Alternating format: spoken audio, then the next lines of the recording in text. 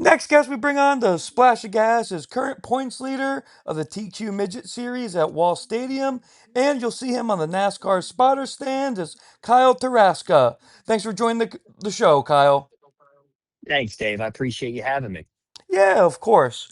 Yeah, you're a local New Jersey guy. Wall, just mentioned, is your local track. Getting into the beginnings for you. How did you really get your start in racing?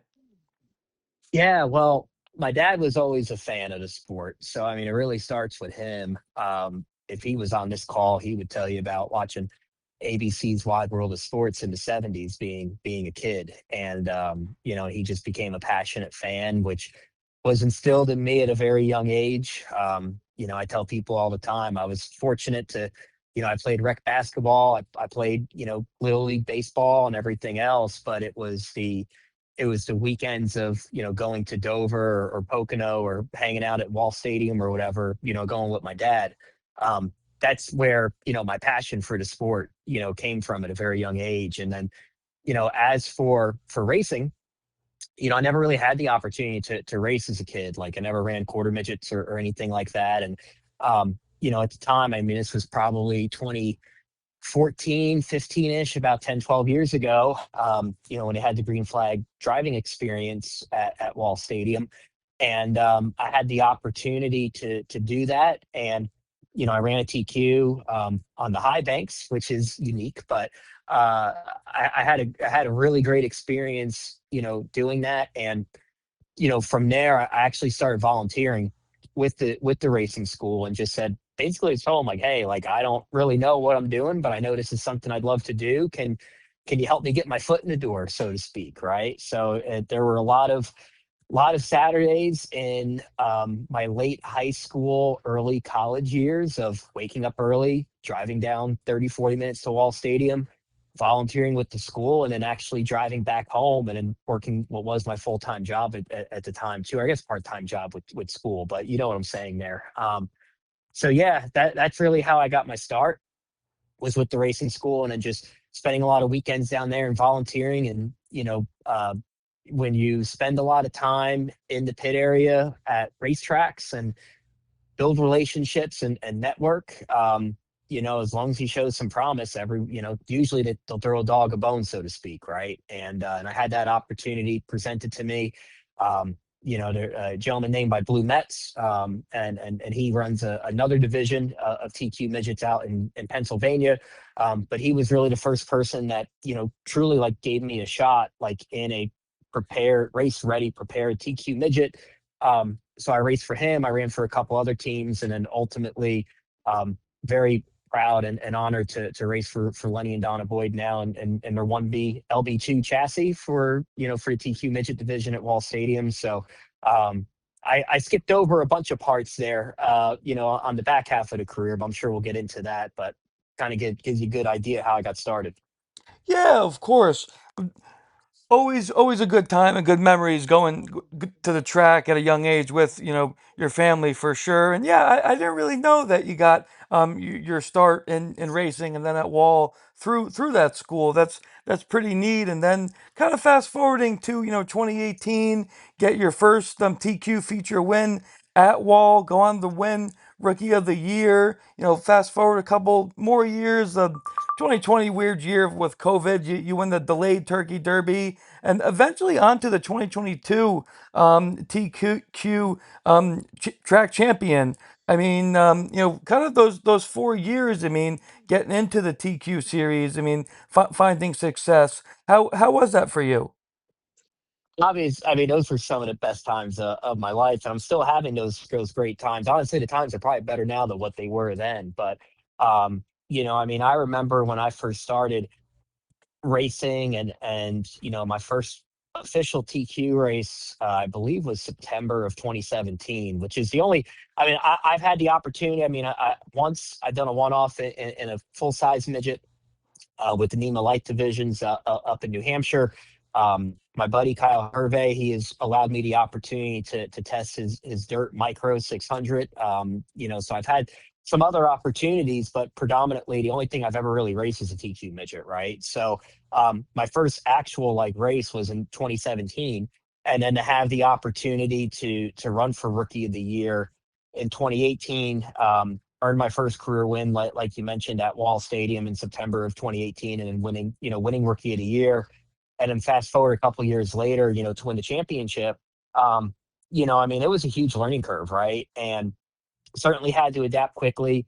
Um, I mean, I remember kind of what I was getting into before when I first started racing. I was just happy, just like I just wanted to be on the racetrack. You know what I mean? Like it's just like, man, like I get to roll down the hill at Wall Stadium on Saturday nights and under the lights in front of a crowd, and it's just like, man, like you kind of feel like you made it a little bit, right? And um, certainly my education was fast tracked, and fortunate to surround myself with great people, over the years, again, particularly everyone on the Boyd Speed Shop team.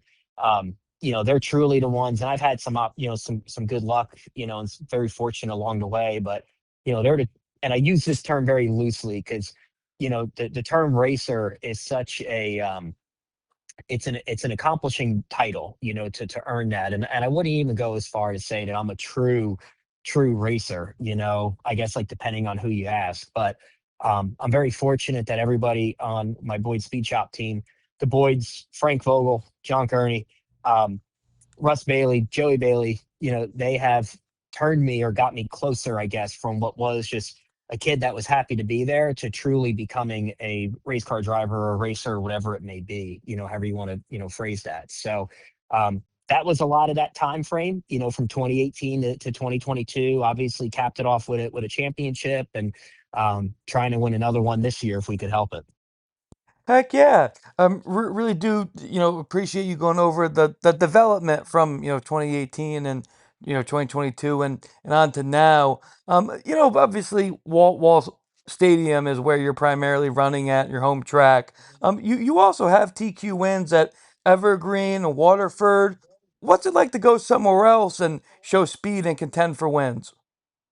Well, that's something that I feel like is a very underrated part of it, racing in the TQ midget division, is that you get so many different types of experiences as a driver and competing, right? So like racing at Evergreen and I guess even Waterford, racing a TQ midget at Waterford is like racing at Talladega, just it feels like for the speeds that we're going, right? I mean, we're going, buck 10, almost 120 miles an hour into the corner in these little cars.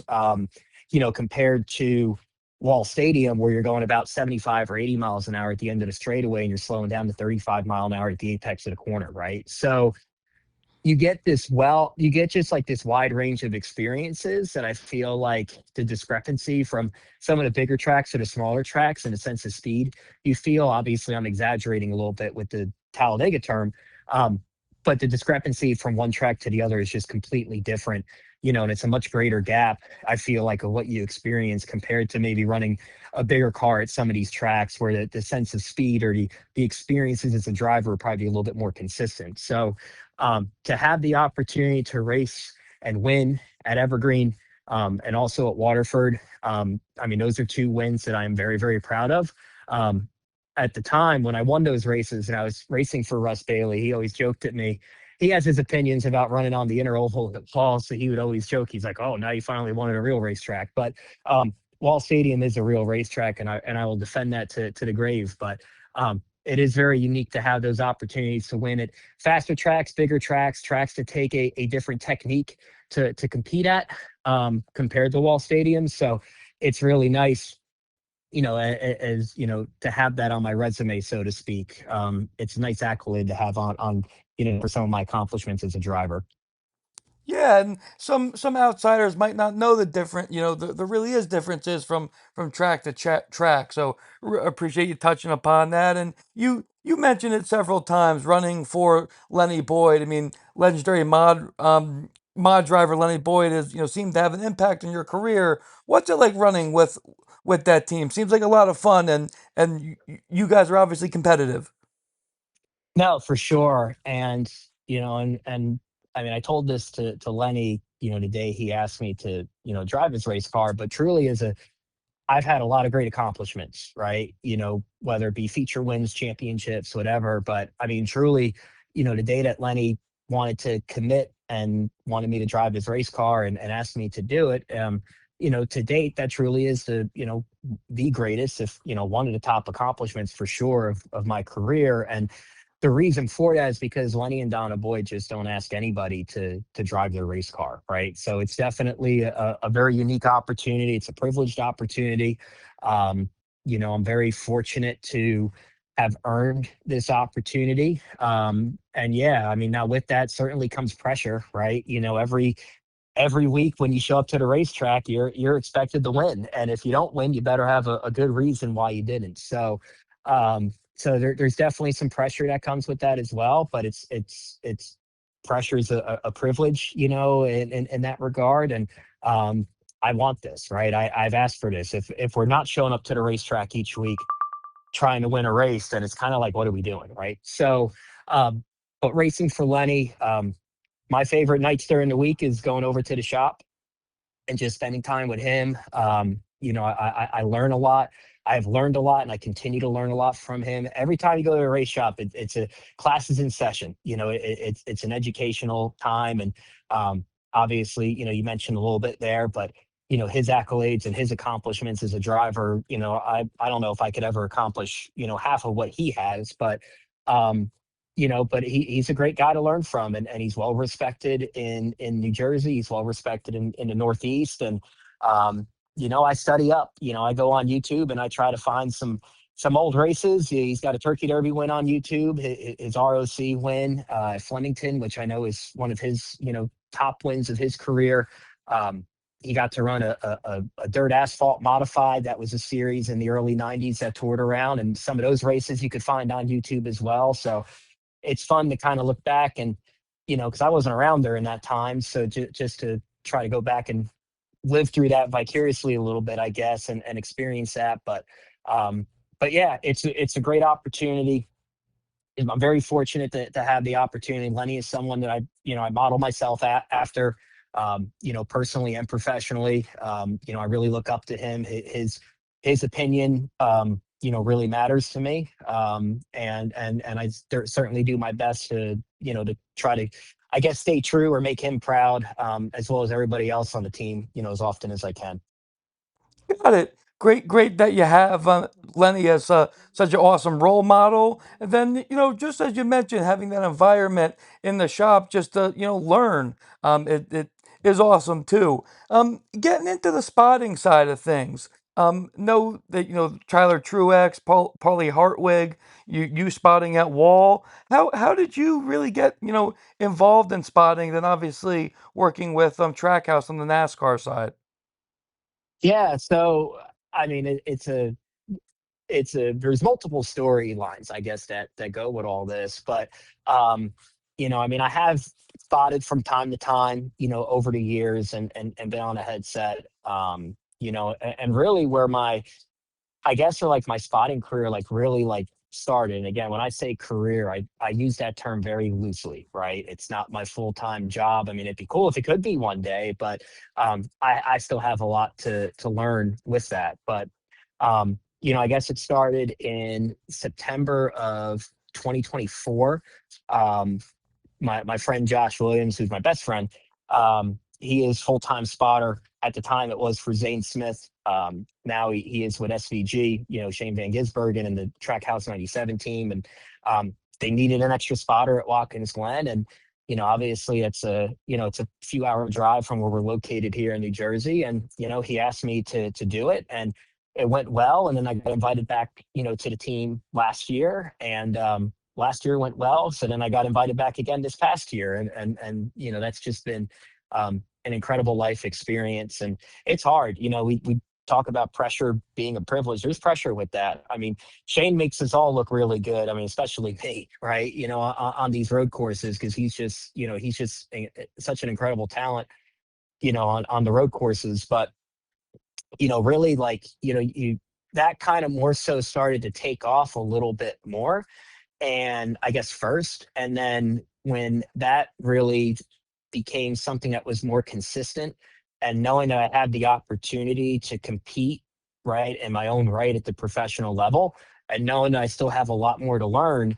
Um, Tyler and I, we've been friends for a few years now through his iRacing league, and we kind of just like, he's always been supportive of me. I've always been supportive of him. And he needed a spotter and just kind of like all the stars aligned. And I'm just like, man, like I would really appreciate the opportunity to spot for you just to give myself reps, and to practice because you can't go to school for spotting. You have to get your reps in and you have to know your cadences and you have to know how to not stutter and just be proactive, right? Not reactive. You have to be able to stay sharp and be able to anticipate things before they happen, so you could effectively, communicate that to your driver. And what better place to anticipate incidents or something that happened than 13-second laps in a modified at Wall Stadium. So um, I've definitely become a better spotter thanks to Tyler. I mean, certainly I've become a better spotter thanks to truly because of Josh and Shane and just the team and just like coaching me and stuff like that and giving me some unique opportunities. But as for your question with Tyler Truex and the modified, which is obviously how we started our friendship, Dave, but that truly just started, with Tyler giving me the opportunity to practice and get reps. And I guess he likes me because he keeps me around, and we've had some success so far. Still have not technically won a feature together. His last feature that he won last year was a week that I was not able to spot for him. So I don't know what that says about me, but but I definitely would love to try to close out the year, with winning a feature as a spotter with Tyler this year. And we came pretty close this last week in the Hall of Fame race, and I'm definitely excited to close out the Wall Stadium season with him. For sure. You you guys did win the heat race, and hopefully, just like you said, definitely believe a future win for Tyler, with you on the spotter stand is close. And then, just as you said, a really cool story of how all of a sudden you're spotting at the NASCAR level. I mean, going from Wall Speedway, of course having a big love affair with your motorsports like we all do. What was like that moment for you? Really, I mean, like, were you able to soak it in and in those first races, saying, "Man, like I'm spotting at the NASCAR level"?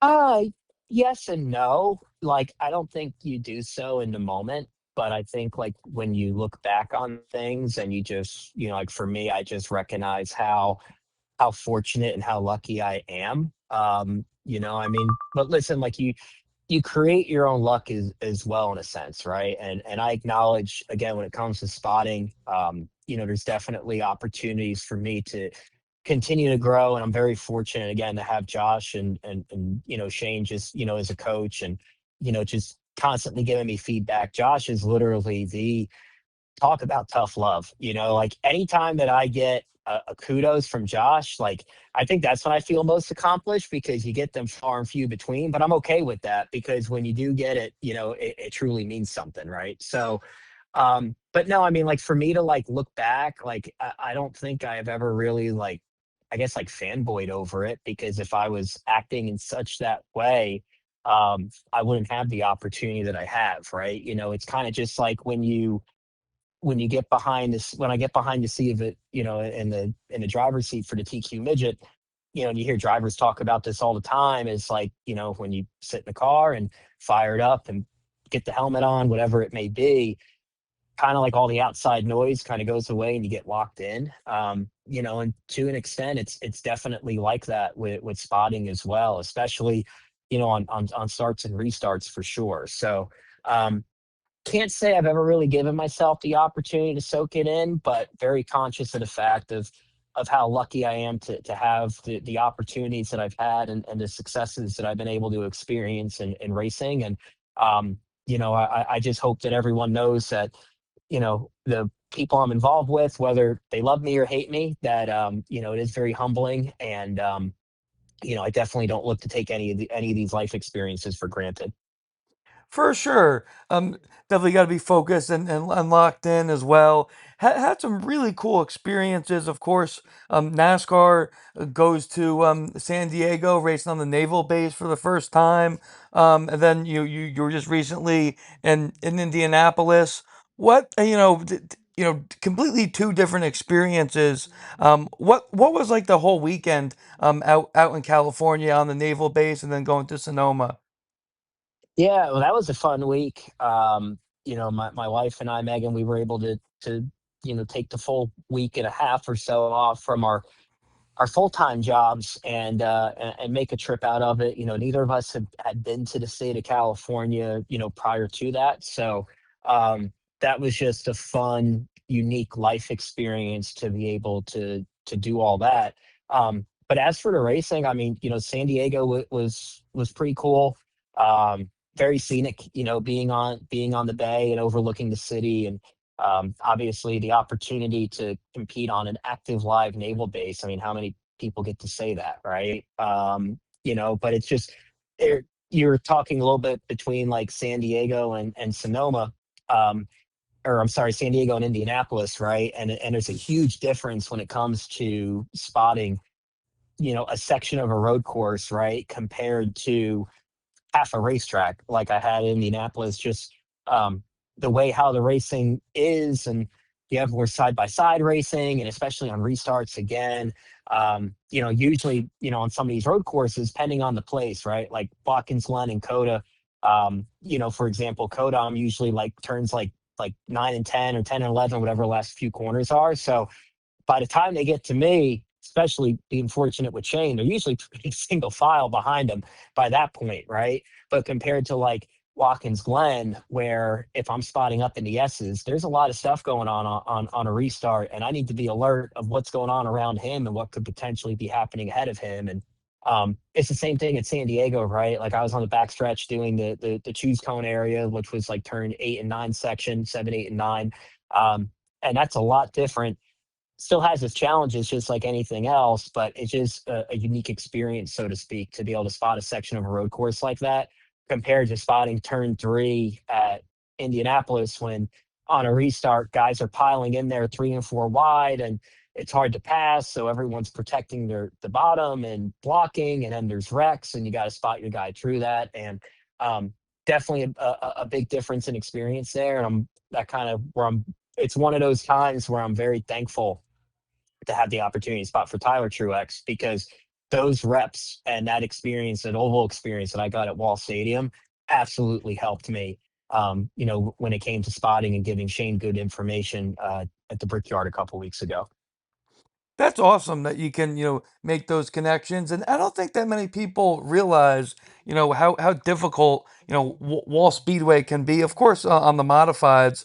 But, if Tyler's starting on the outside row, to navigate him back into the inside can really be like a hornet's nest there. And it's just really neat to see your point of view, how you can make those connections, and, bring that to the Cup Series. And that's really neat. And as you were getting into it, a lot of those opportunities, you were, the secondary spotter, and Portland last year on the it was the O'Reilly side, it was a split schedule. So you were the primary spotter for Connor Zillich last year on the Portland race. We know how good Connor was last year. What was it like, being the primary spotter and getting the win? I mean, I don't know if it was, so much different than, sure it was like still being a victory lane, but was that any different than you compared to being a secondary spotter, or kind of the same? Um, I mean, every opportunity to win a race is special. I mean, I think sure, like it, I mean, you could say I wouldn't say like it means more, being Okay. the primary. Because like for me, like I mean, listen, like and Connor's always been great to me. I think Connor's great. But like on the cup side, like with Shane and Josh, like I do consider them both friends. So it's a different experience to be able to have those successes and those accomplishments like with your friends. And it's kind of like it's not always about you know where you win or how you win, but also like who you win with. So um, each win in its own way is special and unique. But yeah, I mean, there's definitely a little bit of pride, I guess, of being able to have a primary spotter win, because there is different things that you're responsible for. Like now, granted, I didn't have live pit stops, but I'm communicating way more. So Mario Lindley was was crew chief, for Connor, and he still is for the '88 O'Reilly car. But I'm communicating with him a lot more. He's leaning on me a lot more as the primary spotter compared to if I'm just taking a section, out in the woods on a road course. So there's more responsibility there. I was responsible for giving Connor a lot of lap times and stuff like that throughout that race and just minding his gaps and pace. So that was a whole other new experience for me. And I'm sure if I went back and listened, to myself talk a little bit that day as a primary, I'm sure I'm sure it's a little cringy. There's definitely some things that I could listen back on and be like, okay, like now that I did it once as a primary at the national level, like I would do things a little bit differently the second time, which I actually had the opportunity with Shane this year to be his primary at Watkins Glen when he ran the truck race for Nice. Unfortunately, the radios did not really work, so I mean, there's definitely again things that I probably could have done better, but um, I don't feel like I necessarily got a fair shake at it either. I'd love to have the opportunity to do that again, especially with the experience, that I have now. And who knows if those opportunities will overcome or not. But yeah, I mean, to answer your question, it's definitely a little different to win a race as a primary spotter compared to a secondary.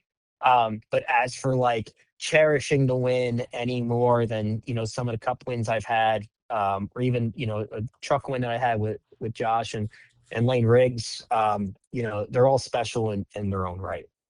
For sure, just like you said, a win's a win, of course, but do appreciate you going over the differences from, being the secondary spotter and then to the, primary spotter. Getting back into your racing on the TQ side, this year had one feature win, a couple races ago, racing this upcoming weekend. How is this year gone for you, and how are you feeling for this upcoming weekend? I feel great for this weekend. You know, we the we have had a lot of success this year. Obviously, as you mentioned, being the point leader, we have that one feature win. Felt like we had a feature win robbed of us in our previous race that we had back in June, which is crazy. That was almost like 2 months ago, just with some rainouts and the summer break and everything else. But no, I feel great about our chances. Lenny and I and the team, like we communicate really well. We got a really good chemistry. This car doesn't have a big a big notebook on it. The car was actually built in 2022, I want to say, or like going into like the 2023 season.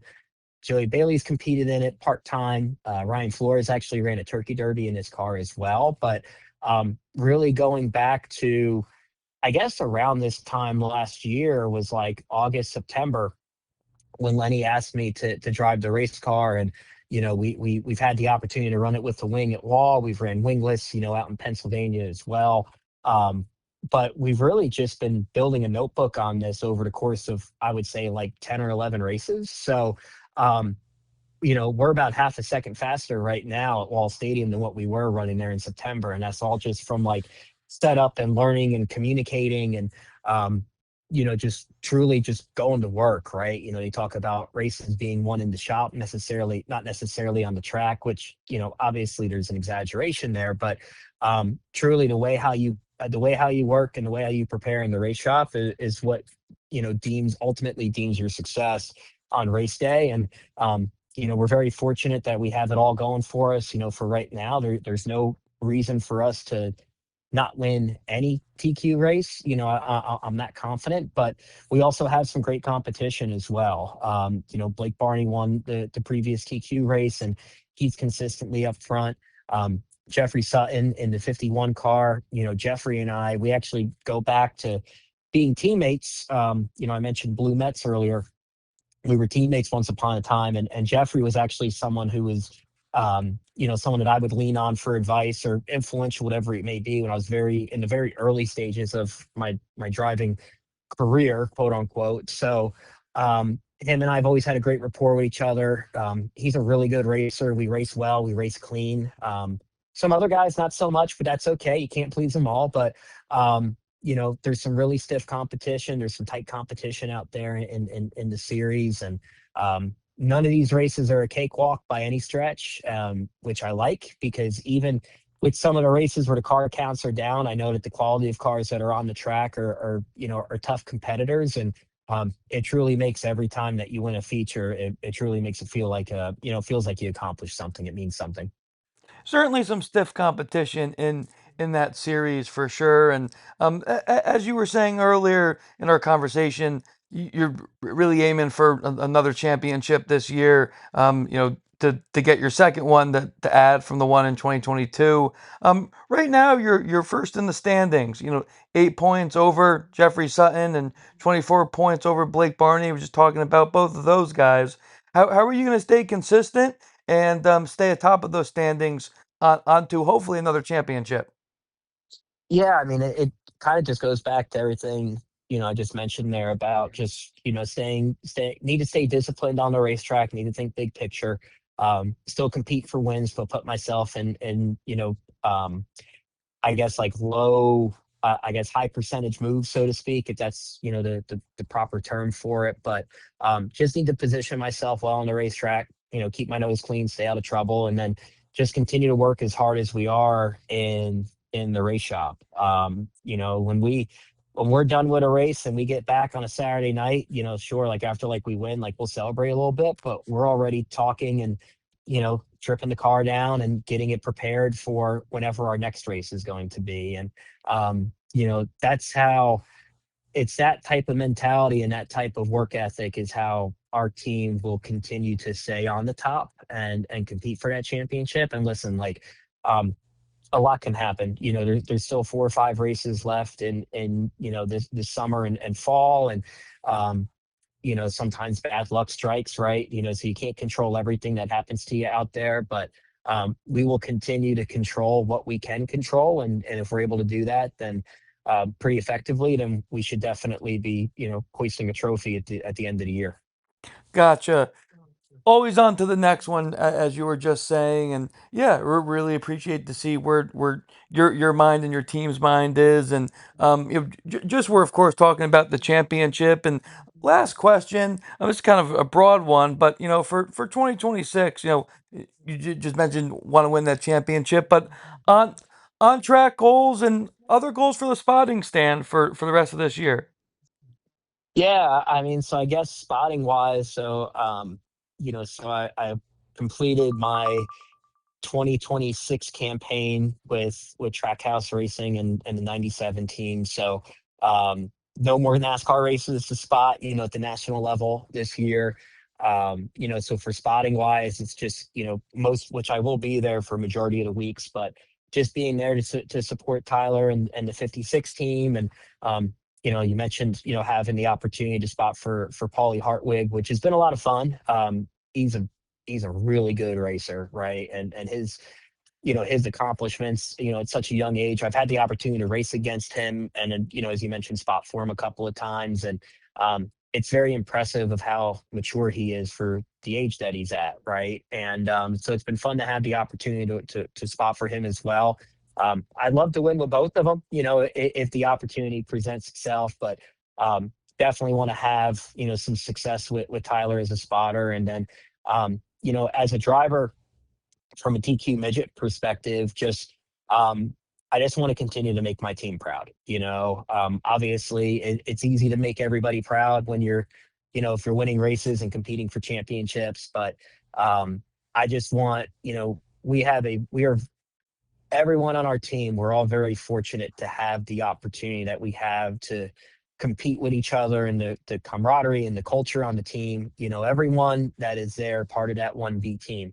Um, we're all there because we want to be there, and that is something that I am very conscious of, and it's something that I focus on each week that I want to maintain. And I want to maintain that positive culture. I've been certainly, again, easy to keep all that together when you're running good, right?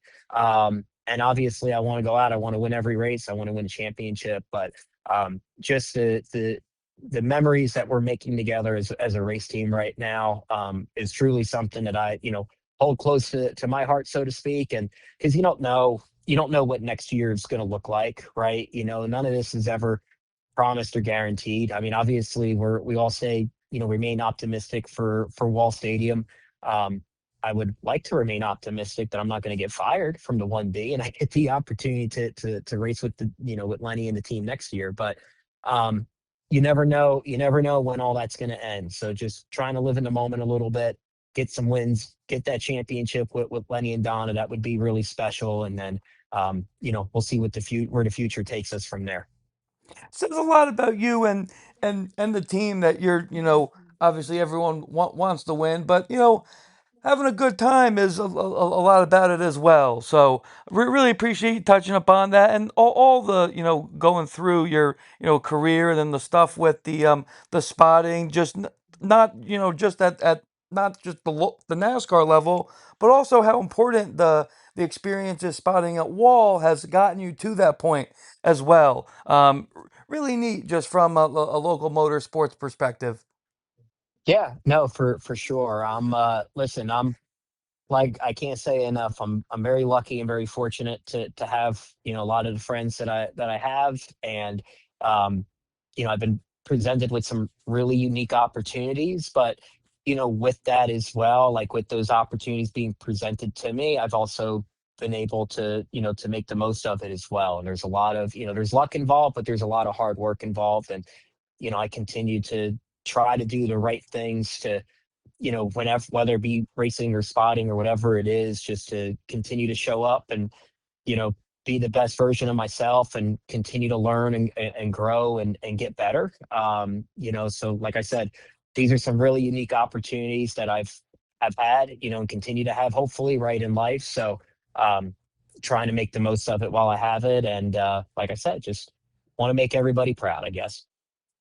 Awesome. Yeah, great opportunities as you were just saying. So really do appreciate the time again, Kyle, and best of luck this weekend. And of course, we'll see you at the track again soon.